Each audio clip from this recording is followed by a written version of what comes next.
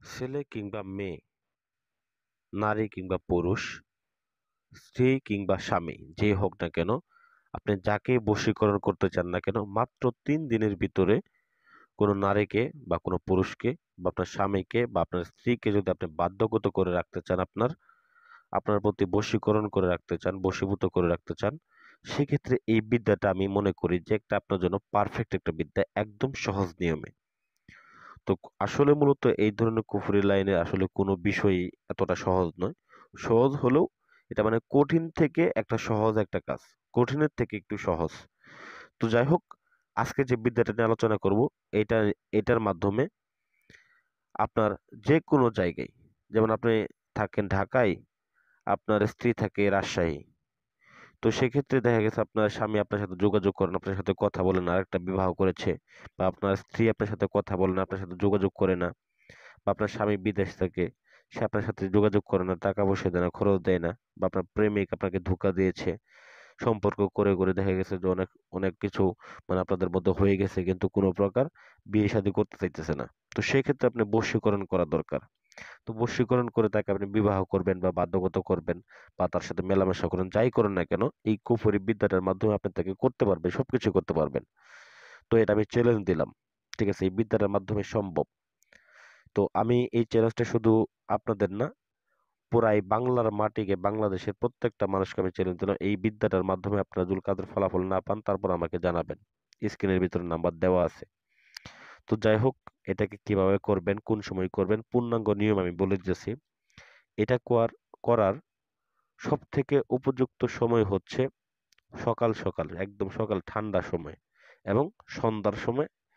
সকাল সময় এবং সন্ধ্যার সময়, এই দুইটাই একটা এই কাজটা করা একদম উপযুক্ত সময়। তো এই কাজটা কিভাবে করবেন, কোন সময় করবেন, সময়ের কথা আমি বলে দিয়েছি, সরি। তো এই কাজটা করার জন্য আপনাকে প্রথমত একটা আসন তৈরি করে নিয়ে বসতে হবে।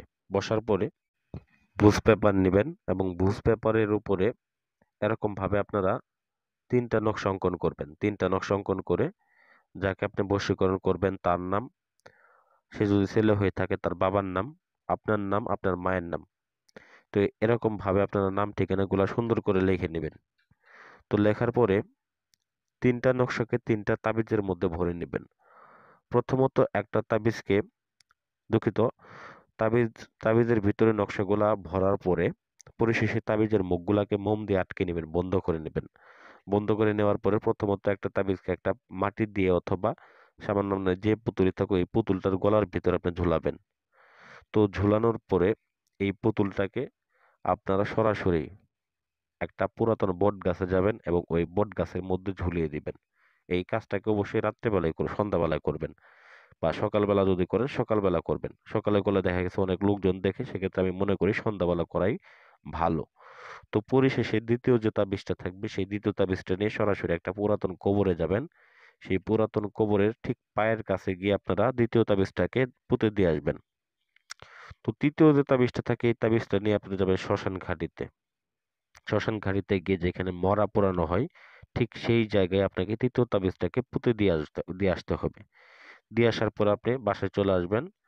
এই কাজটাকে আপনারা বাসায় চলে এসে আপনারা কোনো পিছু ফিরে তাকাবেন না। কাজটা করার সময় অথবা কোনো জায়গায় পোঁতার সময় আপনার পিছু ফিরে তাকাবেন না। সরাসরি বাসায় আসার পরে অপেক্ষা করবেন 3 দিন। আশা করি 3 দিন অপেক্ষার মধ্যে 2 দিনও যাইতে পারে, এবং কি 2 দিনের হয়ে যাইতে পারে এটা।